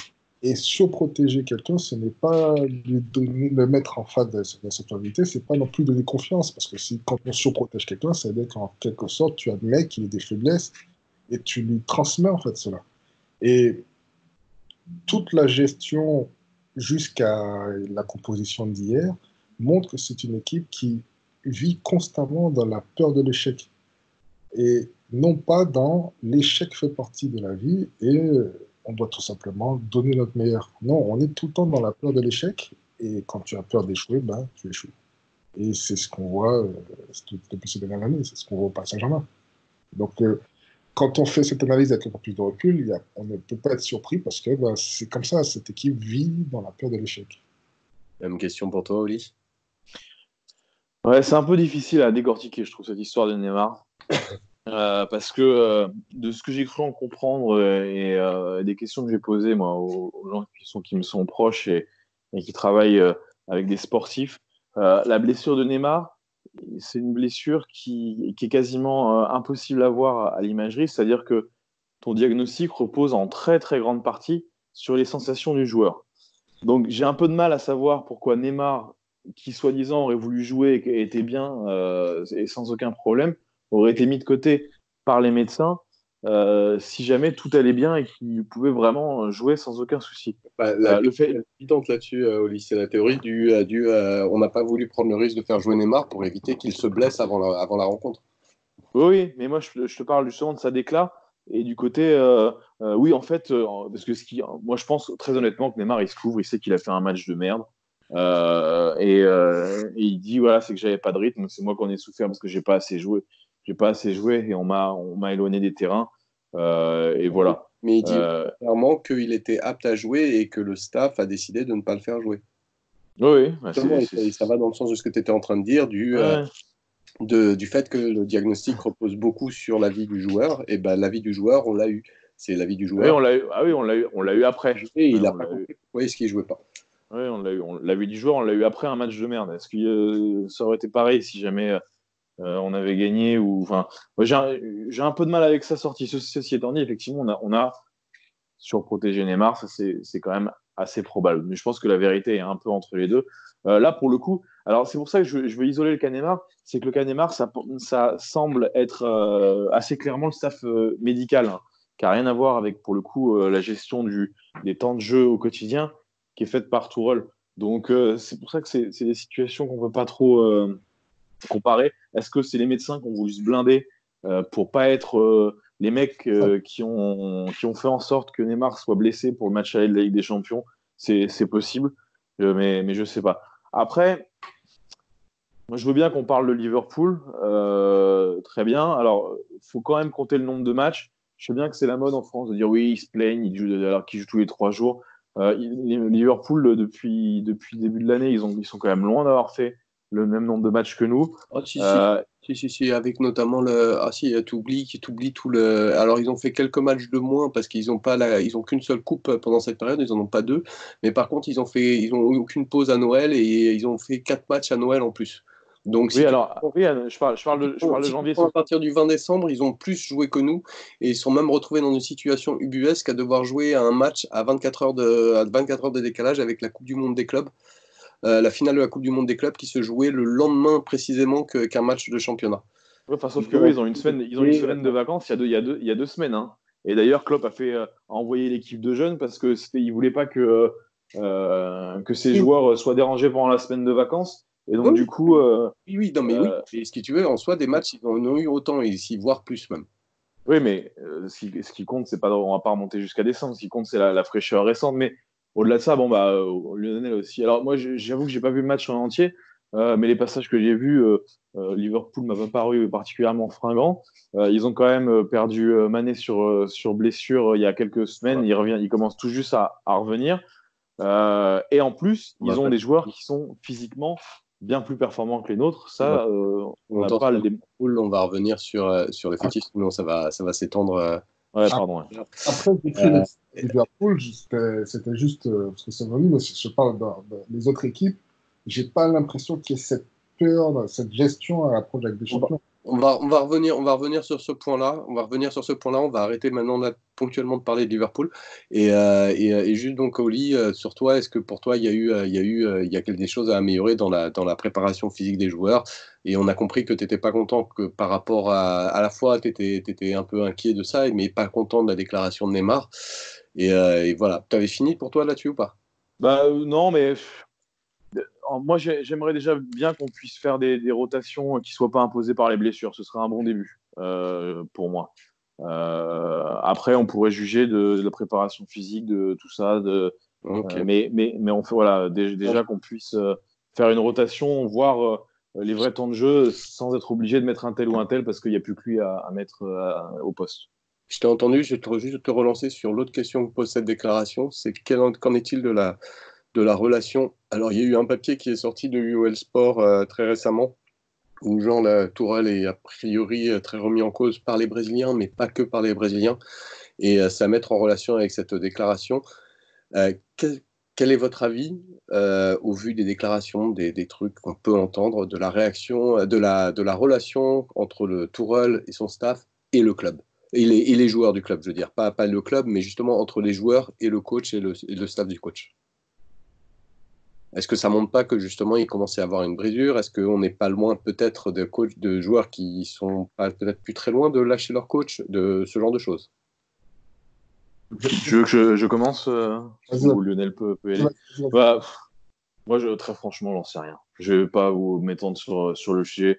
J'en sais rien. Neymar a quand même eu l'air de s'entendre plutôt bien avec Tourelle. Pour moi, la décla de Neymar hier, elle vise pas du tout Tourelle parce que de ce que j'en ai compris de l'extérieur des déclats de chacun, c'est pas Tourelle qui voulait mettre Neymar sur le banc. Donc voilà, pour moi, c'est pas un signe de ça. Et pour le reste, les papiers du OL, il suffit qu'il y ait un Brésilien dans le lot qui aime pas Tourelle pour que ça sorte. Donc voilà, je veux pas commenter sur des rumeurs, j'en sais rien. Peut-être qu'il y a une petite fracture. Ça s'est pas arrangé hier, en tout cas, ça c'est une certitude. Et puis peut-être que si on gagne au retour, ça ira mieux. Donc j'ai pas trop de trucs à dire sur le sujet. Ok, entendu. Lionel, tu voulais réagir là-dessus?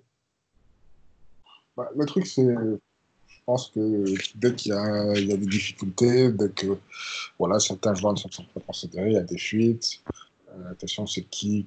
Enfin, j'ai pas l'impression, comme a dit Oli, qu'il y ait vraiment une difficulté entre Neymar et Tuchel. Et peut-être que le souci, c'est qu'il y a une relation peut-être unique entre Neymar et Tuchel que les autres n'apprécient pas forcément.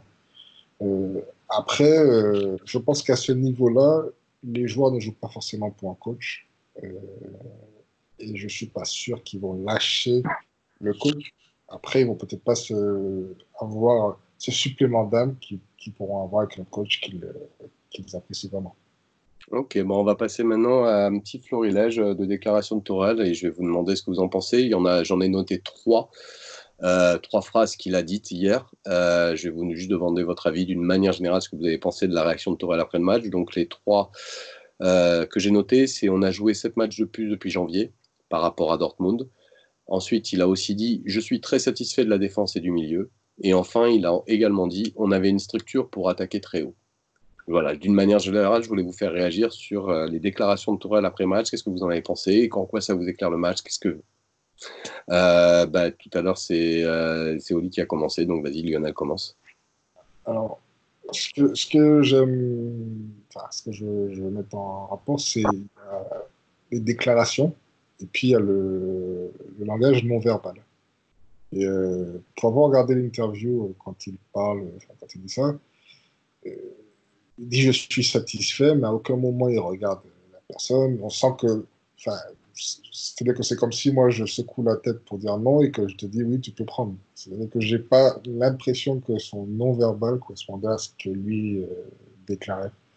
Je pense qu'il n'avait pas envie d'assassiner son équipe en public. Et quand Euh, il dit on avait une structure pour attaquer très haut. je pense qu'il a juste. Ouais, j'ai l'impression que voilà, il avait juste pas envie de. Vraiment, j'ai l'impression qu'il aurait pu dire B, C, enfin n'importe quoi. J'ai pas l'impression qu'il faut prendre vraiment en compte. Ouais, bah, tu dis qu'il n'a pas envie, mais ça fait partie, le fait d'être capable d'assumer dans la défaite et ensuite de ça, d'assumer le fait d'avoir une conférence de presse dans la défaite, que tu es envie ou que tu n'es pas envie, ça fait partie du taf, quoi. Tu es Oui, bien. oui, oui, je suis d'accord, mais moi l'impression que j'ai, c'est que, alors, peut-être qu'il n'a pas pris ses responsabilités et que, de l'autre côté, il n'avait pas non plus envie de se décharger sur ses joueurs et il s'est retrouvé un peu entre deux eaux en sortant des banalités, des choses qui, enfin, nous, en tant qu'observateurs, on se dit c'est possible qu'il puisse sortir ça. Mais c'est-à-dire que d'un côté, il aurait pu dire oui, c'est de ma faute, j'ai tout pris, nanana, qui aurait peut-être été. Au contraire. Comment? Il cherche toutes les excuses de la Terre pour dire que c'est pas de sa faute. C'est de la faute des joueurs, c'est de la faute de ci, c'est de la faute de ça, mais lui, il avait. Enfin, J'ai pas l'impression qu'il se soit déchargé non plus sur les joueurs. Parce qu'il dit que il était satisfait d'eux. Quoi? sur le calendrier, sur. Oui, oui, c'est vrai qu'il a cherché pas mal d'excuses pour peut-être ni se décharger sur les joueurs, ni assumer ses responsabilités. Il se retrouve un peu entre deux eaux. Après, voilà, c'est quelqu'un qui fait des fois des erreurs de communication, des fois j'apprécie sa communication. Chaque entraîneur, des fois, c'est comme un joueur, tu peux être dans une période où tu n'es pas bien. Et moi, je pense que c'est quelqu'un qui n'a n'a pas digéré la saison dernière ce qui s'est passé à Manchester et qui n'a pas su gérer l'approche de ce match. Et en plus de ça, il faut rajouter que c'est quand même son ancien club, où il n'est pas parti forcément en bon terme. Donc il y a tout cet environnement où je pense que voilà, il est passé complètement à côté de la préparation de son match. Mais je pense que il a aujourd'hui avec le recul, je pense qu'il a perdu le fil et que voilà, il ne réussira pas au Paris Saint-Germain. Comme j'avais dit que Rin ne réussirait pas au Paris Saint-Germain, je pense que lui non plus ne réussira pas au Paris Saint-Germain. Je vais poser la même question à Oli, du coup. C'est toujours difficile à analyser ces déclats d'après-match. Alors moi, à l'inverse de Lionel, j'ai pas vu l'interview en live, donc je peux pas parler du langage non verbal. Maintenant, c'est vrai que c'est pas terrible ces déclats, hein. Franchement, c'est c'est toujours délicat de trouver Ouais, l'équilibre entre. pardon, excuse-moi, mais Ouais. moi, ce qui me donne des Walkers, si on avait une structure pour attaquer très haut, quoi. C'est juste, enfin, tu peux pas, tu peux pas aligner cette équipe et dire ça. Pour moi, t'as pas le droit, quoi. Bah, Pardon, excuse-moi, je t'ai interrompu, mais je suis ça là. en fait, ça dépend comment tu fais jouer tout le monde. Si tu te dis, je mets trois défenseurs pour avoir les deux latéraux super hauts tout le temps, euh, pourquoi pas? Tu peux attaquer contre Dijon, par exemple, contre Amiens, non, oui, contre Amiens. Dans quel match on a joué à 3 où on a réussi à monter beaucoup plus? C'était contre Dijon. Euh, on a réussi à attaquer haut, mais c'était pas une équipe de la même trempe. Mais c'est vrai que bon, bah, le calendrier, tu peux glisser une demi-insinuation si tu veux, de là en faire un argument de poids. Bon, je suis pas fan non plus. Même si, voilà, factuellement, c'est vrai. Maintenant, le truc, c'est que c'était loin d'être le plus gros problème. On va pas se mentir. Être content des milieux, je sais pas comment il fait, mais bon, là encore, tu te dis, qu'est-ce qu'il fait? Il dit, bah, Gay, il a été nul à chier, il a pas enchaîné deux passes. Donc, effectivement, la plus grosse critique qu'on peut faire, c'est sur. On avait une équipe pour attaquer haut. À quel moment tu penses que tu as vraiment une équipe sur le papier qui peut, contre Dortmund, attaquer haut? Tu fais la même équipe avec un Neymar en forme, Guerrero à gauche et Hakimi à droite, je te dis, ok, pourquoi pas. Mais avec Gay, Kurzawa, Meunier et puis les joueurs dans cet état-là, c'est pas lucide de ce qu'il dit. Donc forcément, oui, c'est pas des bonnes déclarations d'après-match, on va pas se mentir. Ok, bon, on va pour enchaîner, parce que ça fait un petit moment qu'on est là, il nous reste deux, trois trucs à aborder encore. Et là, je vais juste vous dire une autre déclaration de Thomas Tuchel justement la mettre en relation avec une déclaration de Klopp l'année dernière. Mais je vais pas vous faire réagir dessus parce qu'en fait, ça ouvre tout le chapitre mental sur le PSG et on n'aura pas le temps d'en parler parce que enfin, sinon on va pas s'en sortir. C'est juste que Tourelle a aussi dit on manque de confiance. Et c'est à mettre en parallèle avec la déclaration de Klopp hier après la défaite 3-0 contre Barcelone, qui avait dit à ce moment-là j'ai totalement confiance en mes joueurs, on va se qualifier. Donc on va enchaîner. On va se projeter sur le retour et avec un énorme point d'interrogation qui est venu dans les cheveux comme dans la soupe. On en a parlé du fameux carton jaune de Marco Verratti récolté un petit peu bêtement. Mais dans les faits, Marco Verratti ne sera pas là au retour. À quel point ça va être handicapant et quelle solution a-t-on? Je ne sais plus qui a répondu en premier sur la dernière, donc celui qui veut se lancer, on va dire Oli. Allez, à Oli, commentez. Bah, le remplaçant est tout trouvé, de toute façon, tout le monde sait que ça devrait être Paredes. Donc après, tout dépend quelle version de Paredes on a. Euh, si on a la version de Paredes qu'on avait il y a entre il y a 2 semaines et jusqu'à il y a 2 mois et demi, il y a moyen de faire quelque chose. Si on a la version de Paredes du dernier match qui fait comme l'année dernière, qui marche, qui est pas agressif, qui propose rien, ça va être très compliqué. Voilà, c'est très difficile à dire, mais ce qui est sûr, c'est qu'il faudra mettre en place des circuits pour ressortir le ballon, même si Dortmund a quand même pas un pressing de dingue et surtout pas à l'extérieur. Donc pour ça, l'absence de Marco et sa capacité à ressortir le ballon en toutes circonstances, ça me dérange un peu moins. Mais voilà, de toute façon, c'est pas compliqué, hein. Il va falloir Paredes soit à la hauteur. Il va falloir surtout savoir avec qui il va jouer. Bah, Euh, je voudrais juste mettre un bémol avec Paredes, c'est qu'on a toujours vu Paredes mauvais quand il était associé avec Marco Verratti. Il n'y a jamais eu, je crois, d'exception, et toujours été très mauvais quand il était associé avec Gay. Par contre, les quelques matchs qu'on a vu faire avec Kouassi, il était très satisfaisant, et avec Marquis, malheureusement, on ne l'a jamais vu. Mais Marquis a quand même un profil qui n'est pas si, au niveau des placements, pas si loin de celui de Kouassi, donc on peut quand même se dire que A priori, voilà, c'est Paredes, tu sais, on juge beaucoup le joueur, mais il y a une constante en fait dans ses performances. Il est pas performant avec certains profils et il est performant avec d'autres profils dans des mecs qui clairement ont la responsabilité défensive. À ce moment-là, Ouais. il va se contenter de mettre quelques petits coups et sinon surtout distribuer quoi. Et quand il a un peu l'impression que c'est lui qui va devoir bien se positionner et tout, bah, là il panique et il est pas très très bon. Enfin, c'est De toute mal. façon, faut trouver une solution parce que le match que Verratti fait en défense hier, Paredes, il le fera jamais, hein. Ah, donc ça c'est sûr. C'est sûr. Pour moi, c'est voilà, Marquis au milieu de terrain quasi obligatoire parce que si dans un bon jour, c'est le seul qui peut à la fois combler les brèches, pas se faire aspirer comme Gay et essayer de proposer quand il est dans un bon jour et un peu en confiance, mine de rien, quelque chose balle au pied, notamment des très belles transversales comme il est capable de le faire pour déstabiliser la défense de Dortmund qui reste assez lente. Lionel, ton avis toi sur que faire sans Marco du coup?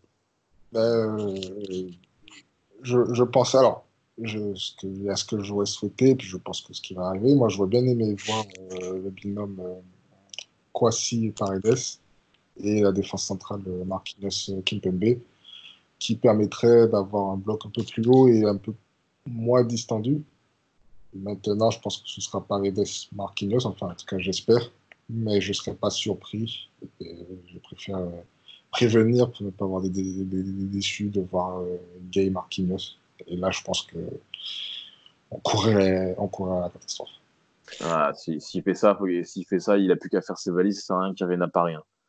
Ah, non, Moi, enfin, je serais vraiment pas surpris que ce là, soit. pour moi, t'as d'autant plus besoin de sortir Silva en fait, hein, qu'il n'y a pas Marco.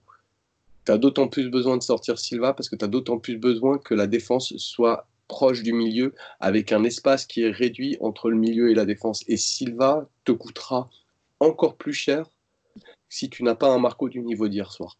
Et donc pour moi, et du coup pour moi, enfin la solution en fait que propose Lionel, c'est, je sais qu'elle sera pas mise en place, mais c'est la seule viable. C'est-à-dire que si tu la fais pas, tu peux rentrer chez toi.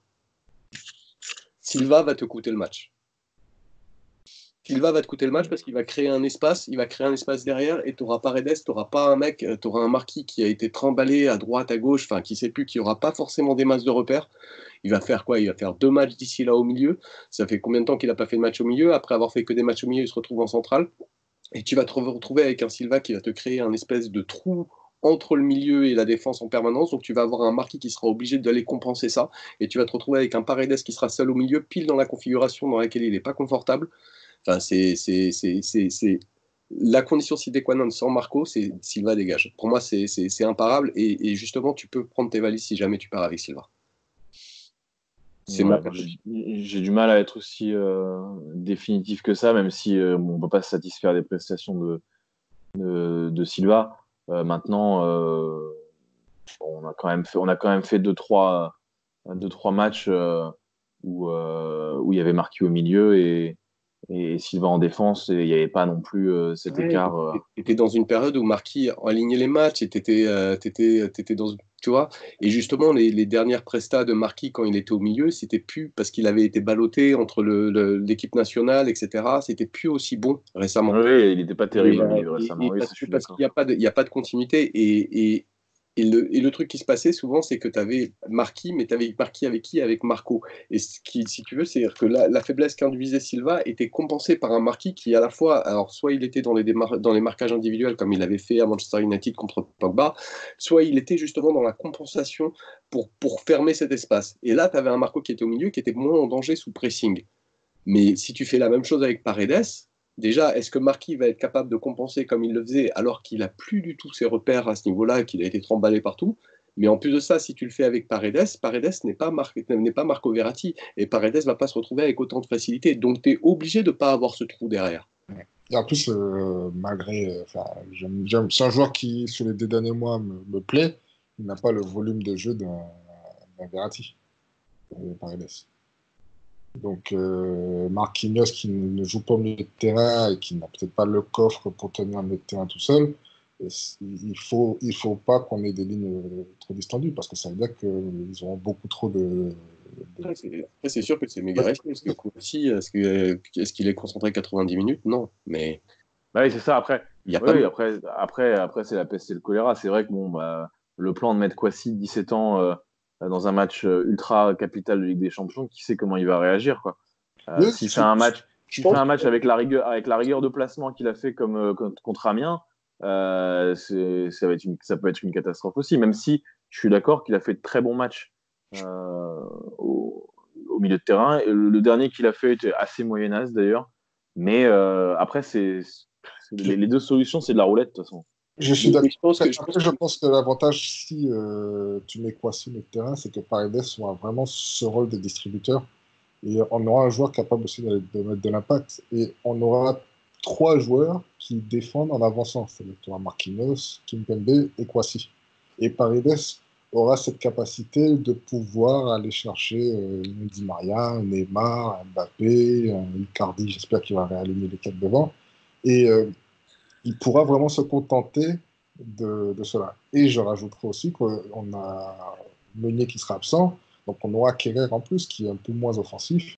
Donc ça permettra vraiment d'avoir entre guillemets une sécurité autour de Paredes et de le libérer pour la distribution de jeu. Et étant donné qu'il n'a pas, enfin, malgré le fait qu'on je critique par exemple beaucoup Verratti sur sa propension à être constant sur 90 minutes, mais il a un volume de jeu beaucoup plus important que Paredes. Et Paredes n'a pas ce volume de jeu. Donc je pense qu'il faut vraiment le sécuriser autour avec des joueurs qui sont capables aussi d'être proches de lui quand il est voilà, pressé ou quoi que ce soit. Et, on va enchaîner Lionel. On va enchaîner parce que ça fait déjà 1h27. vas-y. Donc maintenant, on va passer à la partie projection. Et je vais commencer à vous demander, alors Tourelle pour vous, c'est stop ou c'est encore? Et si c'est stop, c'est quand est-ce qu'on dit stop? Ou si c'est encore jusque quand? Commence qui veut, le dernier qui a avoir commencé de mémoire c'était Oli, donc vas-y Lionel. Je pense que moi je l'avais toujours dit, je ne vais pas critiquer la première partie de saison. J'avais dit que pour moi, j'attendais mon fatigue qui était février-mars. Quand on voit comment il a préparé ce match sur les dernières semaines, je suis extrêmement déçu de ce qu'il avait montré. Je suis déçu de ce qu'il a fait hier et peu de réactions qu'il a eues.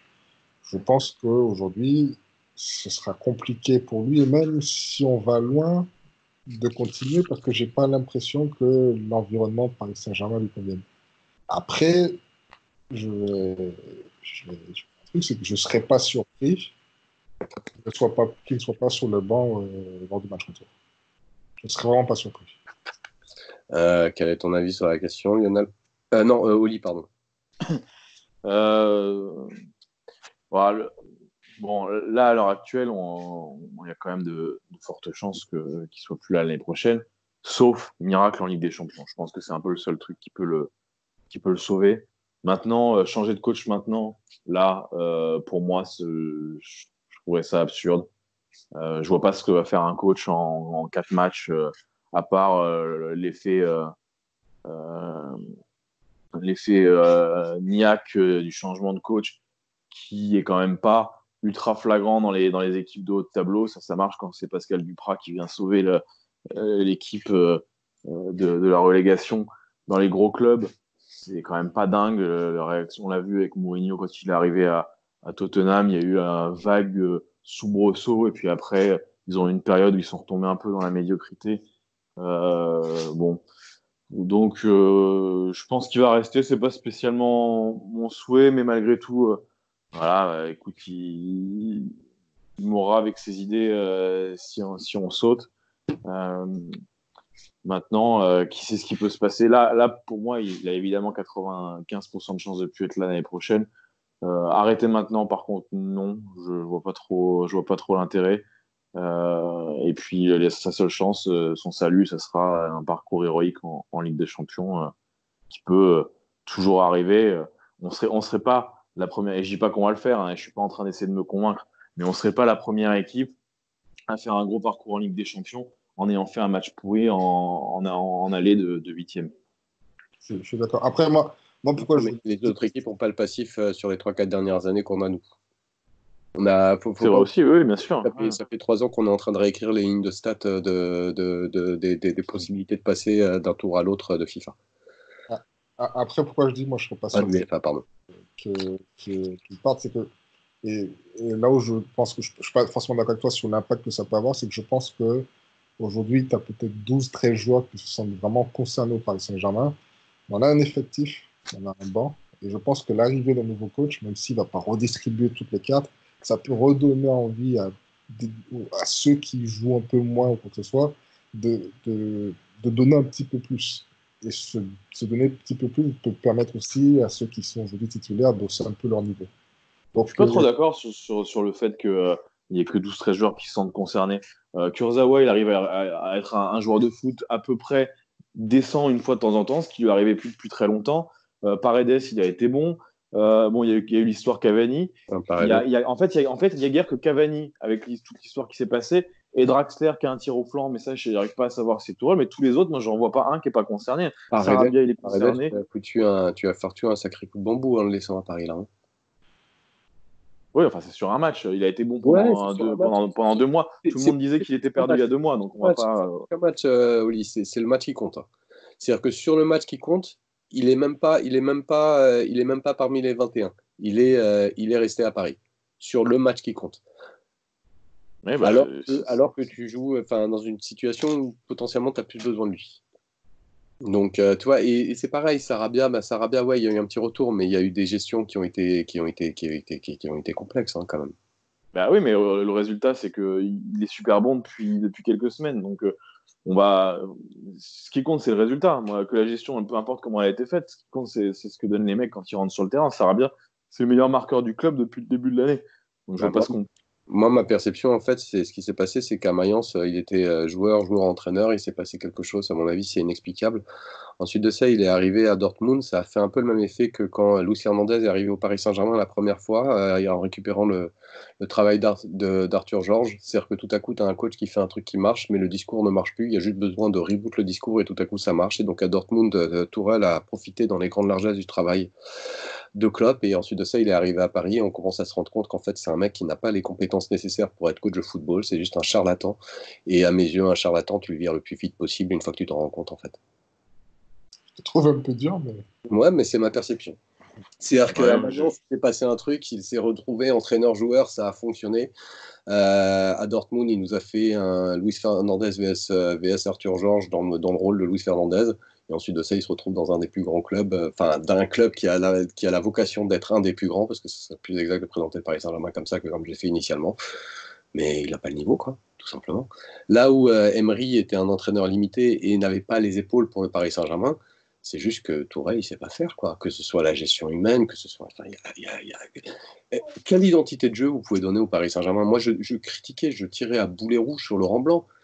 J'aimais pas du tout l'identité de jeu qu'il avait créée au Paris Saint-Germain. Mais quelle identité de jeu on peut donner à Tourelle? L'année dernière, c'était le florilège des excuses. Et effectivement, tu pouvais rien répondre. Il y avait tellement de blessés, tellement de trucs qui étaient contre lui, etc. Et tu pouvais pas savoir comment Paris Saint-Germain jouait.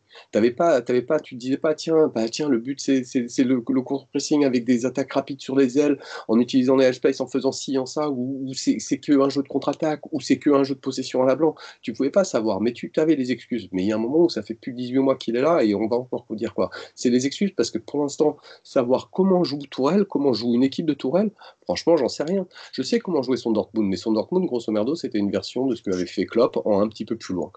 Pourquoi? Parce qu'il a arrêté le travail. Mais une fois qu'il a fallu qu'il invente, quand il est arrivé à Paris, 18 mois après, il a toujours rien inventé, le mec. Il a toujours rien proposé, il y a toujours rien qui est posé. Donc, au bout d'un moment, la question de ses compétences, peut-être que je vais un peu vite dans l'affirmation, mais à minima, elle se pose, quoi. On peut toujours se poser la question des compétences d'un coach. Absolument tous les coachs du monde ont été mis en question sur leurs compétences. Te propose un système. Après, Allegri, franchement, je finis juste de te répondre. Après, vas-y. T'as Allegri qui débarque demain à Paris. Dans 3 mois, tu as une identité de jeu. Elle est dégueulasse, tu l'aimes pas, peut-être, mais tu as une identité de jeu. Là, avec Tourelle, on est 20 mois après, en identité de jeu, il y a du 0 pointé. Tu ne sais toujours pas comment joue l'équipe.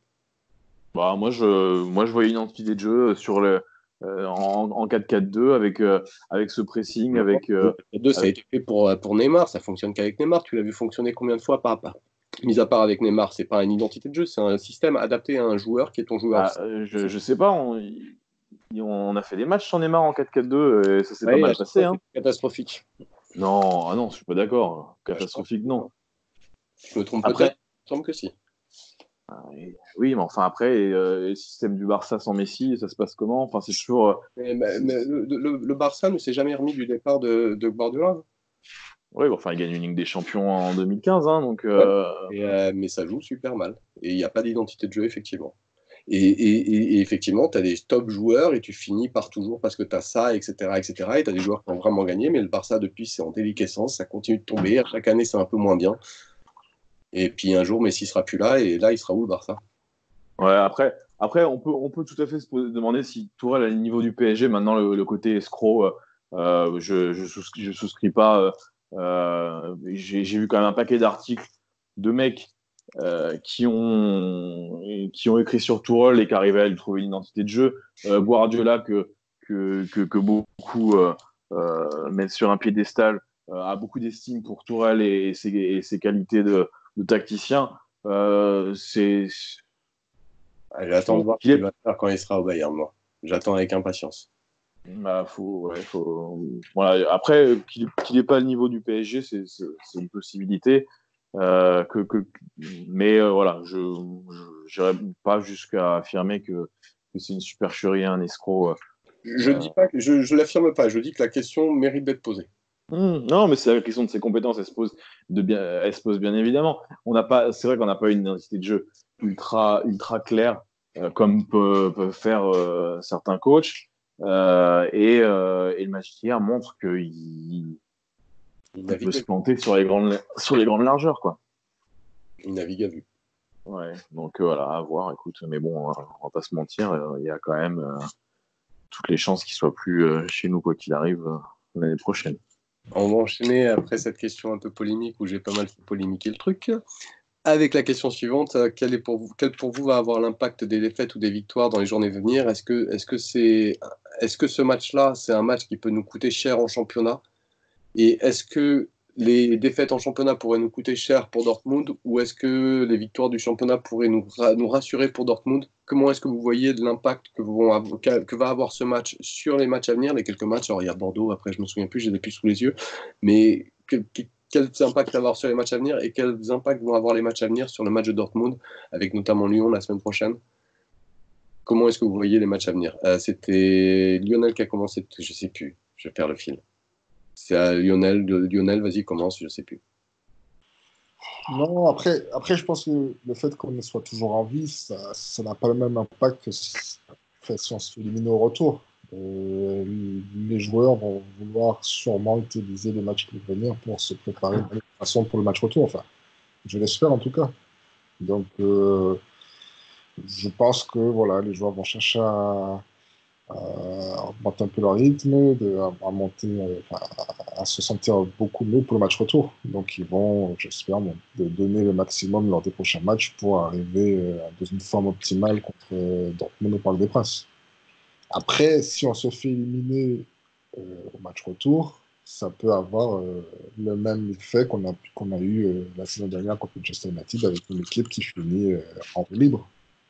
La différence, c'est est-ce qu'on a suffisamment d'avance aujourd'hui pour finir comme on a terminé cette année. Ton avis sur la question, Oli? Bah, je partage globalement l'avis de Lionel. Je pense que certains joueurs, notamment Neymar, vont profiter de ces matchs-là pour reprendre du rythme et essayer de se remettre au plus haut niveau le plus rapidement possible.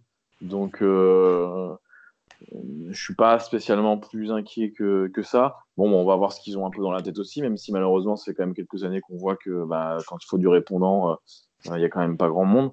Va falloir que Tourelle trouve le subtil équilibre entre faire des matchs cohérents et puis commencer à préparer le, le match retour, quoi. Donc il va falloir sacrifier Verratti sur certains matchs parce que fatalement on pourra pas jouer avec lui contre Dortmund pour le retour.